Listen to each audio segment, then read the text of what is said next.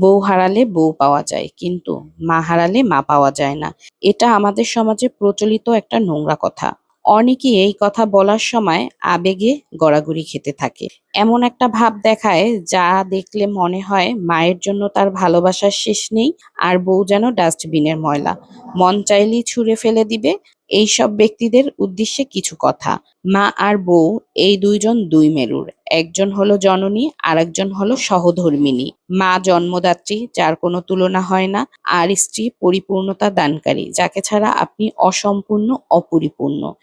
একজনের সাথে আরেকজনের তুলনা করা মূর্খতা ছাড়া আর কিছুই না। আপনাকে ছাড়া যেমন আপনার মা অসহায়, ঠিক তেমনি আপনার সন্তানও তার মা ছাড়া অসহায়। আপনার মা যেমন বড় মাছটি নিজে না খেয়ে আপনাকে খাওয়ায়, ঠিক তেমনি খেতে বসলে খেয়াল করবেন একই কাজ আপনার স্ত্রীও করেন। আপনার কিছু হলে আপনার মায়ের পর সৃষ্টিকর্তার কাছে আর কেউ আঁচল পাতলে আপনার স্ত্রী পাতেন। আপনার কাছে আপনার বোন বা মেয়ে ঠিক যেমন আদরের, তেমনি ভাবে আপনার বউ কোনো ভাই কিংবা বাবার কাছে আদরের।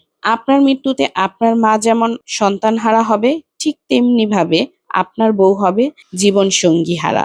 আপনার মায়ের আরো সন্তান থাকলে তারা আপনার মাকে দেখে রাখবে, কিন্তু আপনার স্ত্রীকে কে আগলে রাখবে?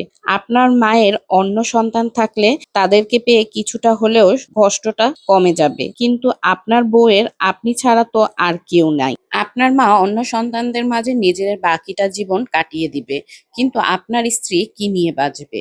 তাই একজনের সাথে অন্যজনের তুলনা করবেন না। দুঃখজনক হলেও সত্য, আবহমান কাল থেকে আমাদের সমাজের পুরুষরা একপিষে নীতিতে অভ্যস্ত হয়ে পড়েছে। আবার কেউ কেউ অতি স্ত্রীপ্রীতি দেখাতে গিয়ে মায়ের সব অবদান ভুলে গিয়েছে নির্মমভাবে।